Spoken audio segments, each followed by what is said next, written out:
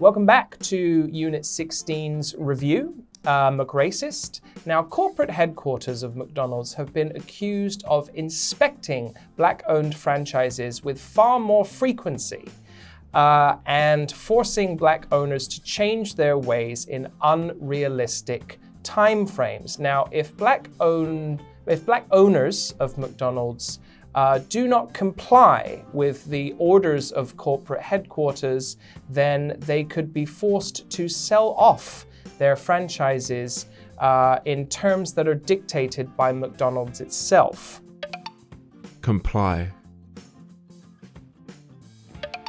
So if you are a Black owner and you decide to stay the course with these procedures, it is still more than likely that McDonald's will still not give you the opportunity to open stores in wealthier areas.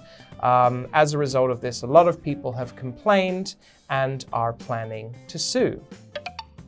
Stay the course.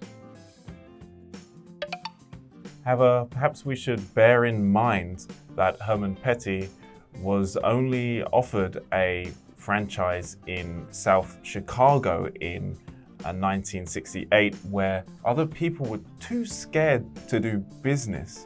Sure, at the time it seemed like a step forward for Black business people, but it's been half a century since then, and we can do better. Bear in mind.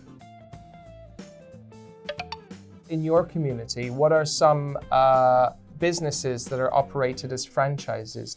Should I say community or hometown is very small. It's that of a village, basically.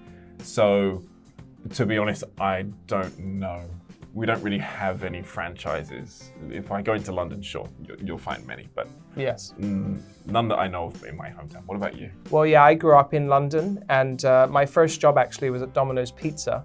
Now, Domino's Pizza, obviously a huge corporation, but my local franchise was owned by a man named Pravin. And at first, I think he owned two. He owned one in my town of Dulwich, and he owned one in Forest Hill. Now, as far as I'm aware, he owns about 12, and he is making a lot of money. Now, the author of this article seems to think that the Black owners who are complaining about this circumstance are justified. What do you think? Do you agree? I completely agree.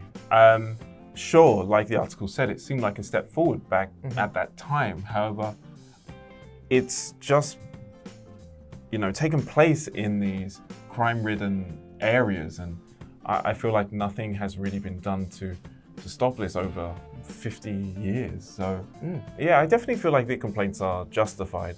It seemed like a good idea, but I think underneath it's really not. Right.